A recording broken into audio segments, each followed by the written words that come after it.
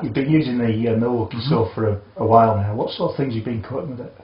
We've been doing a variety of stuff, the kitchen, the oak flooring and the skirting.